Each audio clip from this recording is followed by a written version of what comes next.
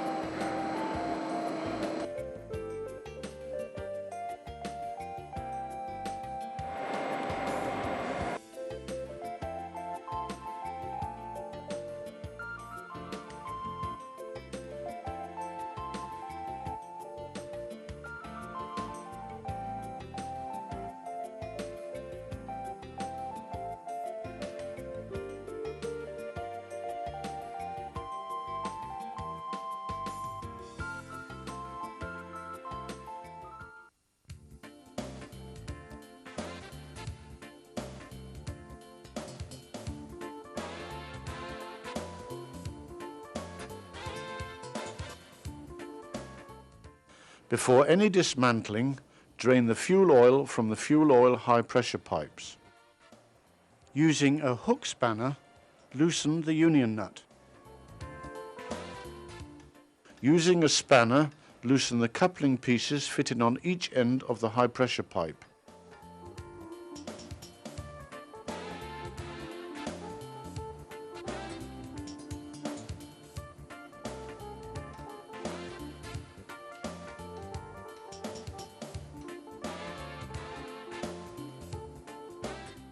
The fuel oil high pressure pipes may also be of the double pipe design.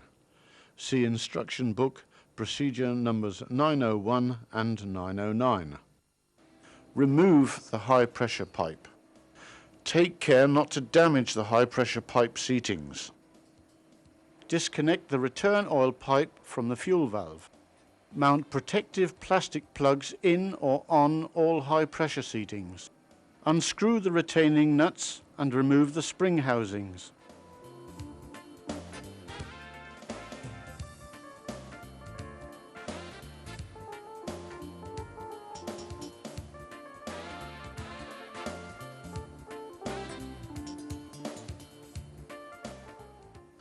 Remove the fuel valve from the cylinder cover using the lifting tool if the valve sticks.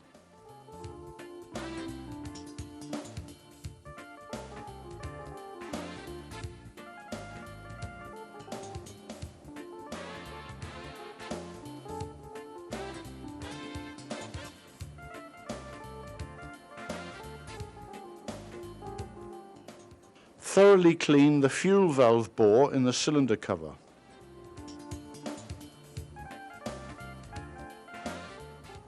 Clean off any carbon deposits in the fuel valve bore with a carbon cutter.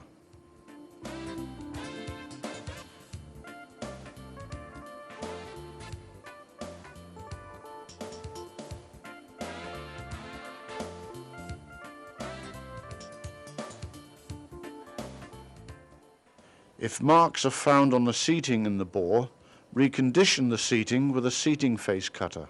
Finally, grind the seating with a grinding mandrel and a grinding compound, for example carborundum number 200.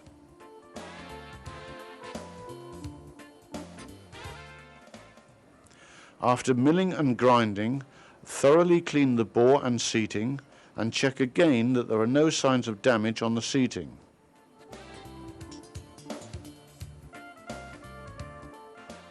After reconditioning the seating in the bore and thoroughly cleaning both bore and seating, Fit new O-rings on a new or overhaul fuel valve which has just been pressure tested and lubricate with molybdenum disulfide. Carefully mount the valve in the cylinder cover.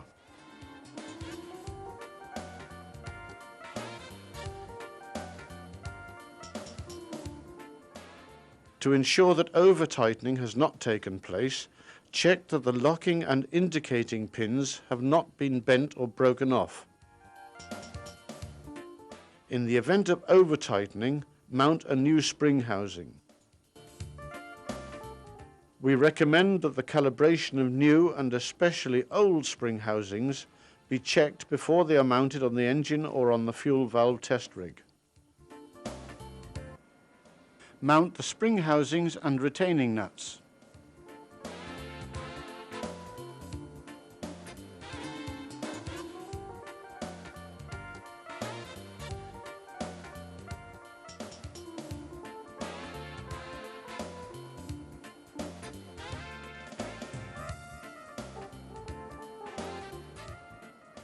Tighten the nuts until the top face of the pressure disc is flush with the top face of the spring housing.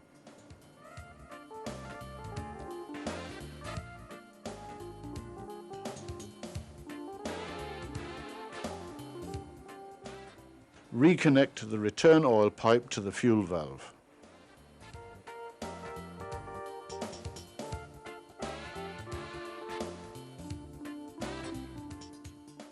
Check that there are no marks on the seating surfaces of the fuel oil high pressure pipe. If necessary, recondition the seatings as described in procedure number 909. On fuel oil high pressure pipes which are provided with a steel armoured protective hose, also check distance D, that is between the thrust bushing and the pipe end.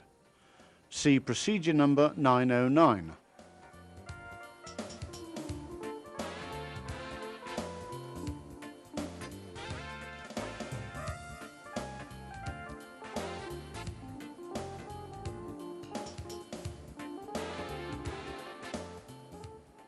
Replace the O-rings and coat with molybdenum disulfide. Mount the fuel oil high pressure pipe.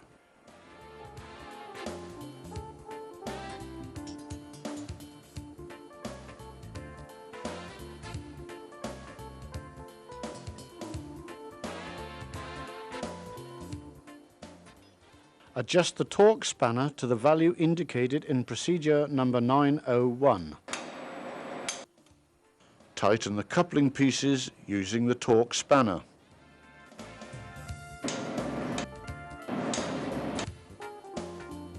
Using the hook spanner, tighten the union nut.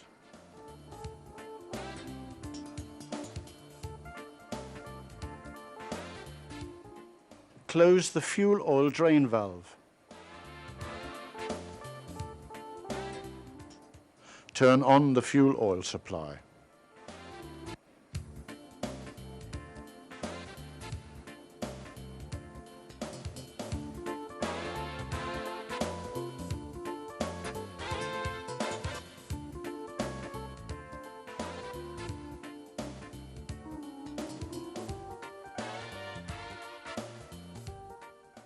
Remove the sealing rings and the plastic plugs.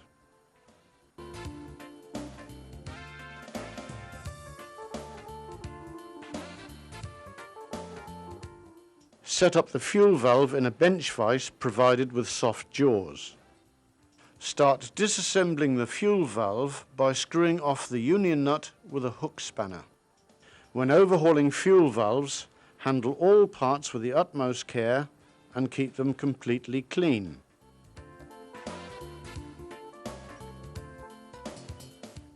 Slide the valve head clear of the valve housing.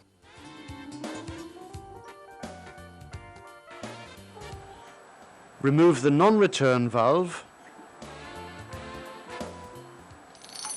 thrust spindle and thrust foot from the valve housing.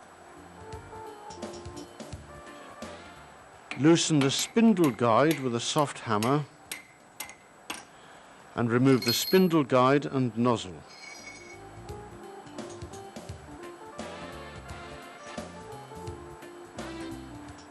Remove and discard all sealing rings. Clean all parts in gas oil and blow clean with compressed air.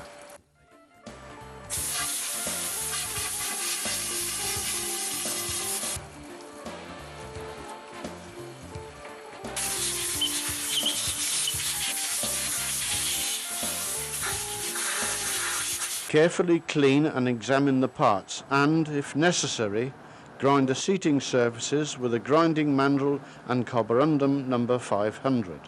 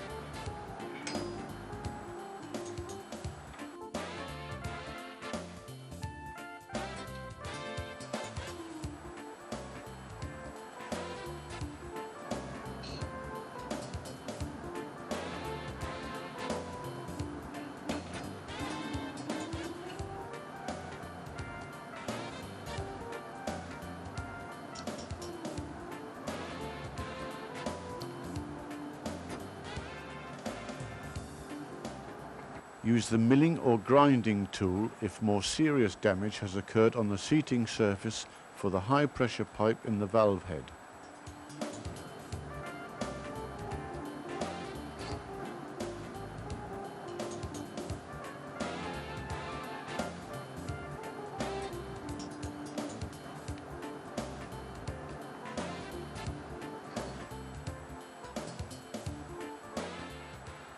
Use the milling tool if more serious damage has occurred on the seating surface for the high pressure pipe in the valve head.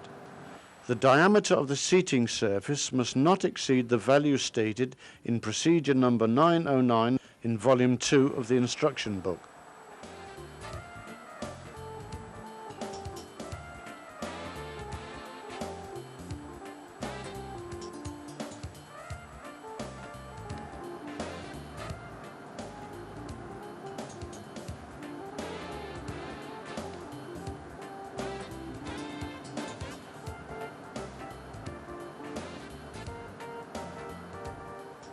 Set up the thrust spindle in a bench vise with soft jaws.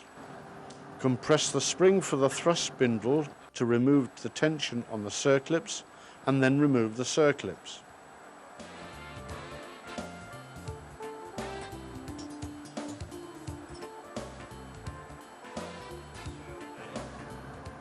Carefully clean and examine the parts and, if necessary, grind the seating surfaces with a grinding mandrel and carborundum number 500.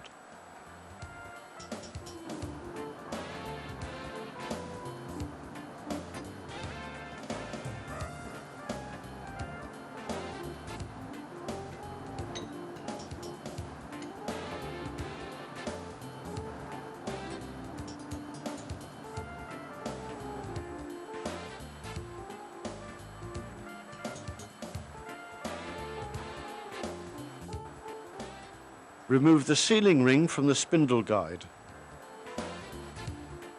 Disassemble the spindle guide with a brass mandrel and a hammer. Disassemble the non-return valve using the special tool.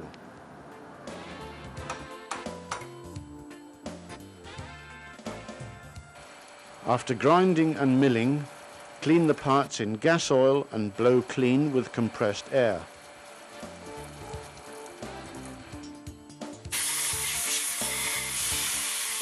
Use the special drills to clean off any carbon deposits in the central bore of the fuel valve nozzle or in the spray hose.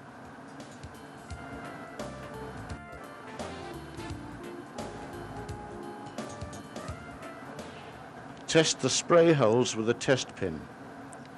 If the test pin can be inserted into just one of the holes, or if the holes have become oval, the fuel nozzle must be discarded.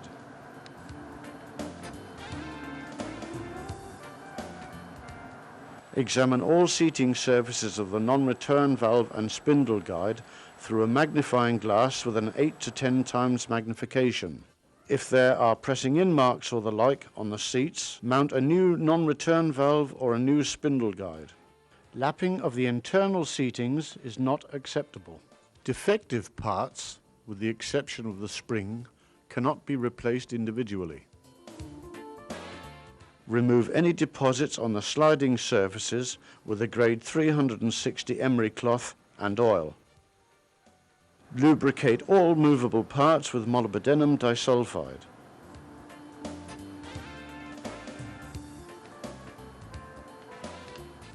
Loosely assemble the non-return valve and the spindle guide.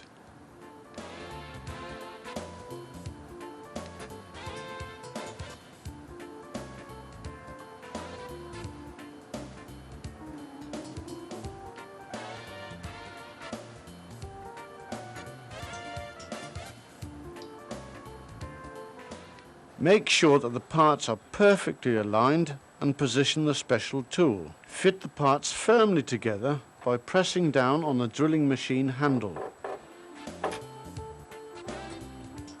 Starting with any additional discs, assemble the thrust spindle.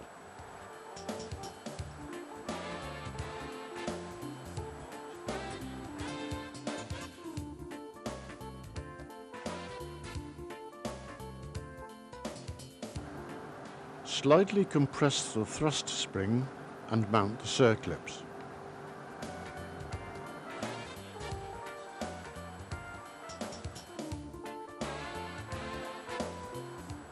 Mount the fuel nozzle in the valve housing, making sure that it engages correctly with the guide pin.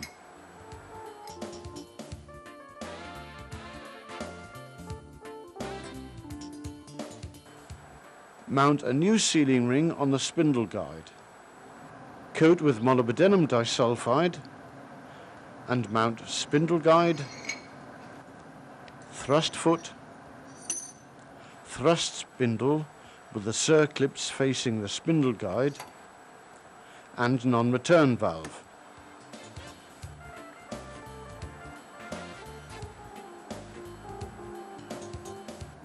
Mount a new sealing ring in the sealing ring groove.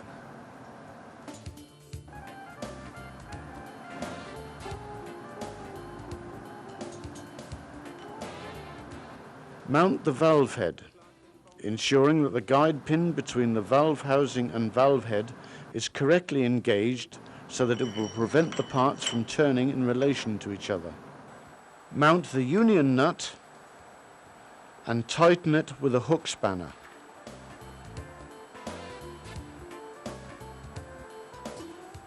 Mount new sealing rings on the valve head and valve housing and mount protective plastic plugs.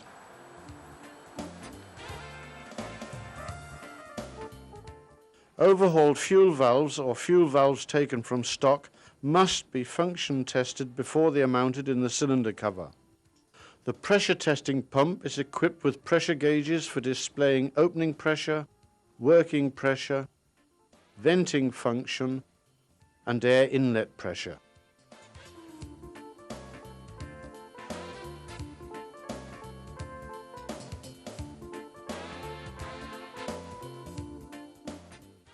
Position the fuel valve in the test rig.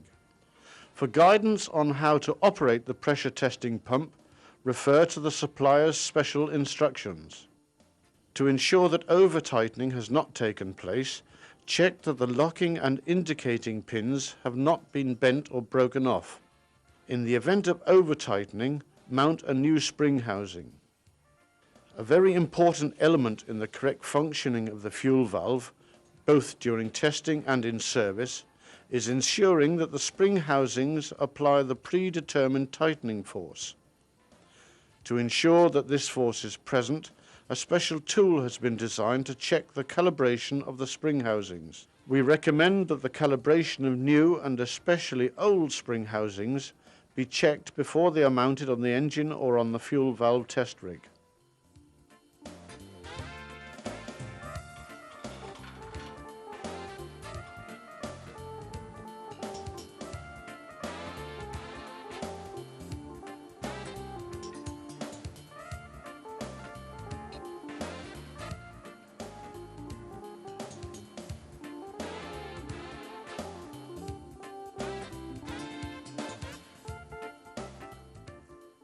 Tighten the nuts until the top face of the pressure disc is flush with the top face of the spring housing.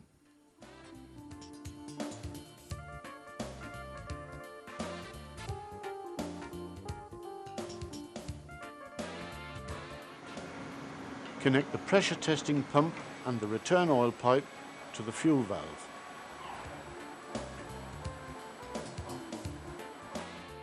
Slowly fill the valve by pumping at low pressure until oil, without air bubbles, flows from the return oil pipe.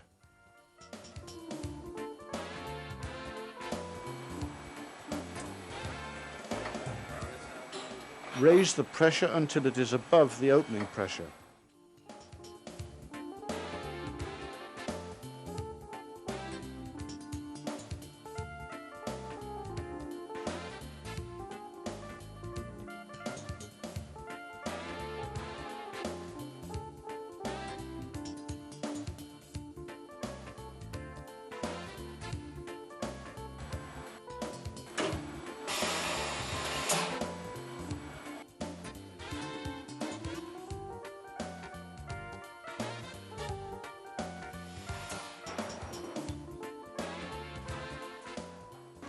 Flush the valve for about 5 seconds.